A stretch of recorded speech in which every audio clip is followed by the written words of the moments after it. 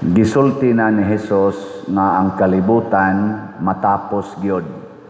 Unya sa dili pa nimo abot dunay mga pasiuna kaning mga gubat, kamatay, kagutom, linog, mga bagyo, mga timailhan sa langit ug sa yuta nga mga makahahadlok mao nay gisulti sa Ginoo. Pero ang pinaka kakatapusan nga timailhan nga matapos na gyud ang kalibutan kun muhari na ang kaaway ni Kristo, kaning gitawag og Antichrist or Antikristo.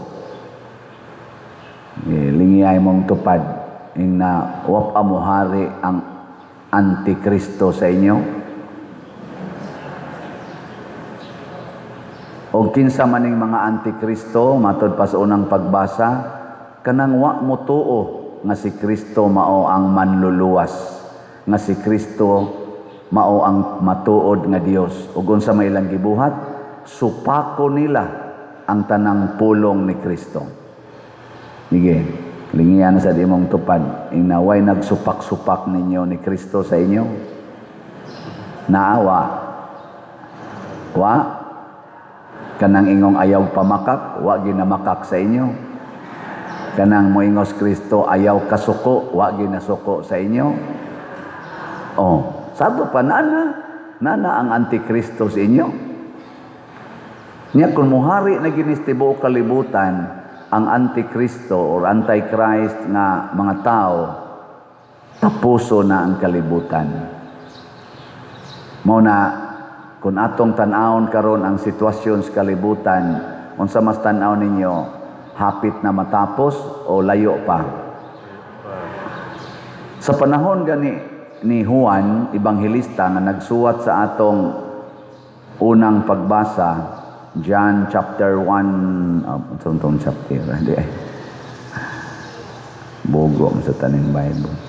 Mo lagi, John chapter 1, 1 John chapter 2. Iyan ang gisulti nga mga anak, duol na ang katapusan sa kalibutan.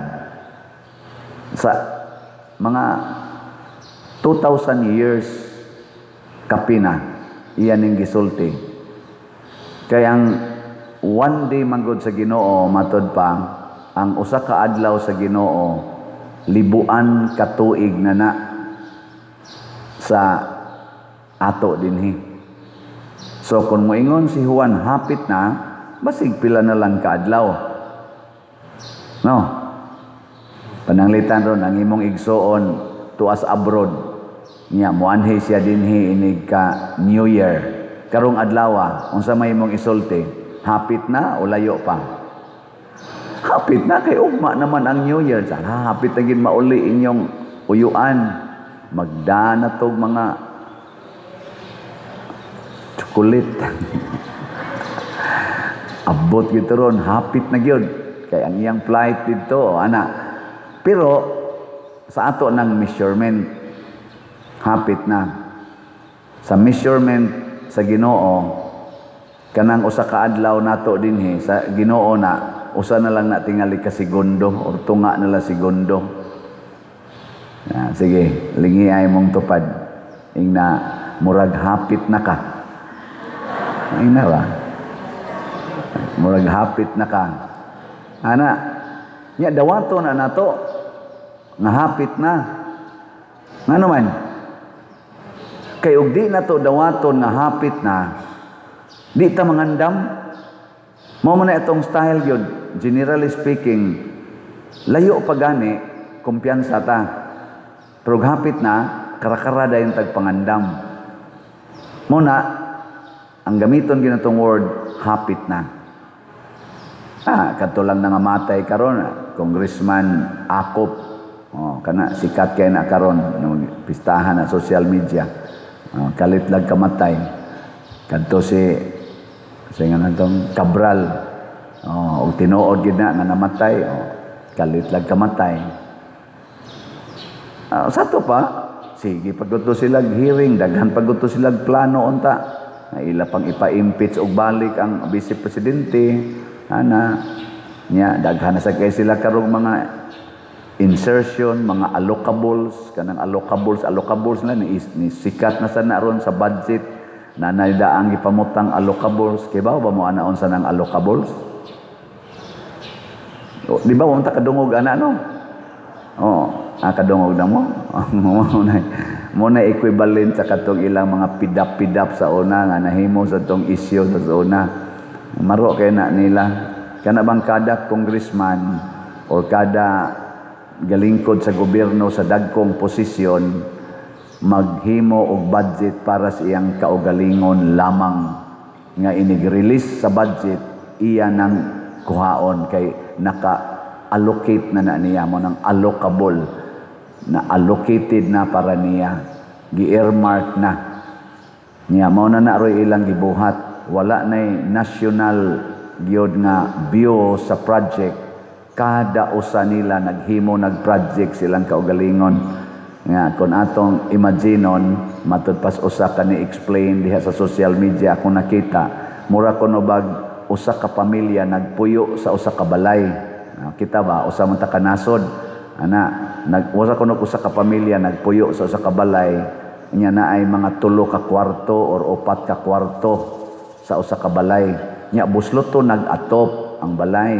nya guba nagkisami nya wa na guba naghaligi nya guba pagid ang ilang electrical wiring pero ang matag membro sa balay ang gihuna-huna unsaon pagpanindot sa akong kaugalingong kwarto.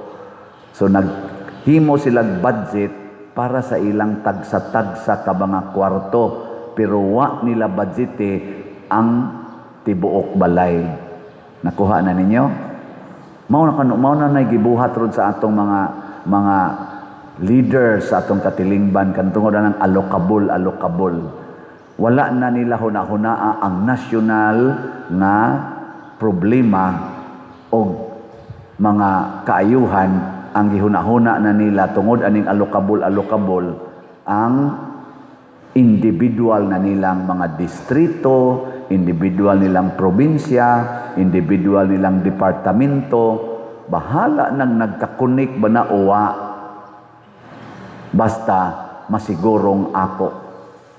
Pero din sa atong parokya ba? Mo diha.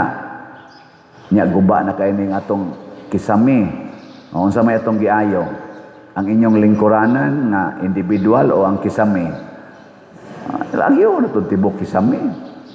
Sa una na nagbitay naman to diha nya sige tagpanindot-nindot diha sa atong mga area didto, area diri nya igtan-aw na to tibok simbahan. Ilang kon yung tutuki. Nakita bitaw to ninyo? Dito sa atong kumbinto mao gyapon. Diri giayo nya ang tibuok kusina buslotog ato. Diri gi pintal-pintalan nya ang didto tibuok kumbinto sigig agas iniguan saura na mog planggana. Nya unsa may itong buhaton? Ayaw nang atop. Mo nang giayo na to ang tibok atop. So ang point dinhi na dili na unta ta maghuna-huna sa atong tagsa-tagsa kakaugalingon. Ang atong huna-hunaon ang katilingban kay mauna ang lawas ni Kristo. Mauna ang tibuok lawas ni Kristo. Mutuo unta ta nga ako, ikaw, sila, kitang tanan usarata ka lawas. Matud pang San Pablo, usa ka lawas nga dunay daghang bahin. Ako kabahin ninyo, ikaw kabahin nako, kanang imong tupad kabahin na nimo. Sige, lingay imong tupad ina kabahin ko sa imong bana. Ingna ba? Or kung laki na, kabahin ko sa imong asawa. Kay usahay manggod igihan kay tas tanan. Sumago din unsa man ang sige na kugwali dinhi. Nganong kanang karsada parkingan manimo sa imong sakyanan? Kanang karsada ba unsa man na siya? Public place or private place? Public. So make public place a public place. Dili imong private place. Nganong anha man ka magparking diha? Uy. Nganong anha man ka maninda sa karsada? Mao din ay tindahanan ang karsada o agianan? Kanang sidewalk sa karsada gitawag mo nag sidewalk. Tindahanan na o sidewalk? Nganong anha man ka maninda? Magbutang pa jud kag lamisa. Wa nay sidewalk. Wa na say karsada. Selfishness. Kanang sapa, unsa man ang sapa? Public use or private use? For public use, way tag-iyaan ang sapa. Nganong naa man kanipuyo sa daplin sa sapa? Unya ang imo pag yung mga hugaw, nagbuhi pag yung baboy, ang imo pag yung septic tank, anha pag yun mo ihog sa tubig nga nag-agay ay sa sapa. Kinsa may imong giguba? Ang public use. Wa ka maghuna-huna nga magdaghan kay mga tao nga makagamit ana for free. Tubig na nga free. Ihugas, ikaligo, ipanglaba. Unsaon paghugas, unsaon pagkaligo, unsaon pagpanglaba kung pulos na hugaw sa imong baboy ang imong giso diha.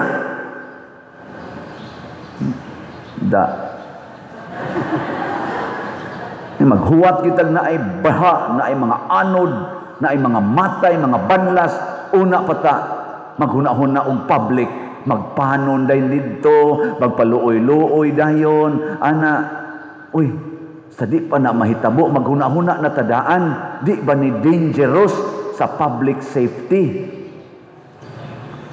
Kung mangawat ka sa public funds, ikaw nga tinugyanan, elected o appointed official sa gobyerno, mangawat ka sa kwartas gobyerno, unsa man na?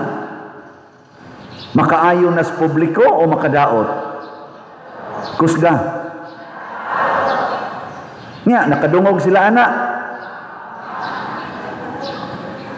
Og di jud ka mo palit og slot. Unsa man kang klasiha sa maninimba online o territorial? Unsa man ka? Pro-Christ o anti-Christ? O di ka mo palit og slot ba? Kusga. Ngilingay imong tupad. Ingna ayaw itugot nga matapos ning tuiga nga di ka makapalit og slot. Nya maingon na siya, nakapalit naman ko last week. Ay karon ba? Katapusan maron manginding ta. Ana ba? Manginding ta kay basig inig ugma wa na. Di ba? Palit yung slot. Hoy, mamalit malag slot kung naanay na banlas nga mga balay, kung naanay gipang datugan sa balay kay gilinog, unya pa man kunuhay ta mo riak-riak. Unya naman mo ingon nga respetuhin ninyo basta nangamatay na. Pero buhi pa, yanohon malagpapriso ngadtos foreign court, ngadtos ICC, bisag tiguang na kaayo, former president pagyod. Nya ini kamatay ana, moingon na sa ta, uy kaluoy, respetuhin ninyo ang patay. Respetuhi ang buhi ug ang patay. Dili lang ang mga patay. Karon na may sikat kay congressman nga namatay, nya gibas pagyod sa uban. Nya naasay ni react nga kawa ninyo yung mga batasan nganong inyo pa manang gibas nga patay naman na.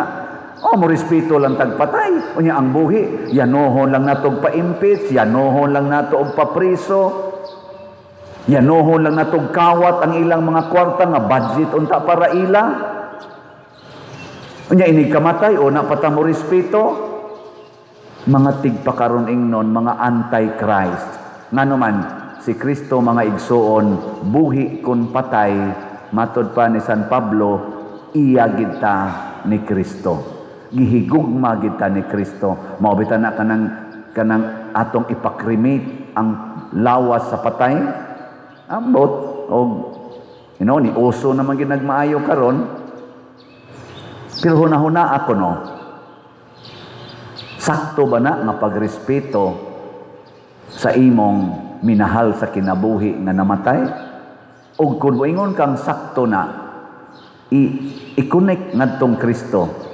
Nisulti bas Kristo nga ipakrimit ko? Uso man ginang krimisyon nila sa una. Porti man ginang usuha, hapitan ng mamatay sa una, ikuan man yun, ikrimit man, mga pagans practices. Si Kristo ni promote ba na? Ang mga apostolis ni promote ba na? Ang mga santos? Kunwa gani, arita mo sunod ni Kristo. Otherwise, mahimotang antikristo. Kanang pagpakulors buhok, nag-promote ba na si Kristo?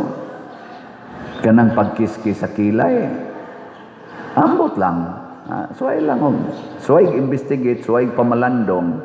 Kanang pagpalaygit, kanang pag-inom ng mga pills, nag-promote ba na si Kristo, si Mama Mary?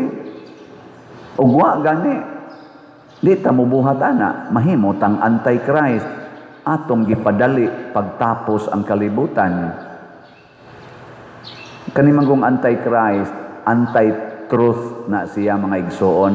Nya kay kusog naman kayong pagpamakakaron, ni saka ang kaso sa depression o hikog. Sa ato pa, na-shortened ang kinabuhi tungod sa pagpamakak. Na naghikog, kay naigo sa pagpamakak or nabiktimas mga bakakon. Kana day mga magpasalig-salig nga basta mo kuyog ka nako, di gid ti ka pasagdan. Inigsuka-suka na, di na makit-an ang nagtukhang niya. Nya unsa may gibuhat sa gitukhang nga wa nakakita, usahay maghikog, usahay mag-abortion, di patay. So, ang pagpamakak connected ginas kamatayon. Ayaw kabalaka, palutsa ni aton transaksyon, safety lagi ka, kami bahala nimo. Sa dihang nang gawas nagmaayo ang daghan kayong mga dokumento nga nagpinpoint nga nasakpa ng ilang korupsyon, mga hogyos pangpang, patay. No? Katapusang lingi sa imong tupan. Inig 2026, mamakak pa ka. Nakarong 2026 ba, mamakak pa ka. Angutan Nya mo ingon ganun siya, di kapugnan oy. Na dayon, patay ka. Kay Antichrist man na. Kay si Kristo, truth man. Lies, Antichrist na. Muna, magpakatotoo na taha sa 2026. Pugna nato ang pagkatapos sa kalibutan, pinaagi sa pagpakigsuod, paghigugma ni Kristo ug sa atong isig katawo.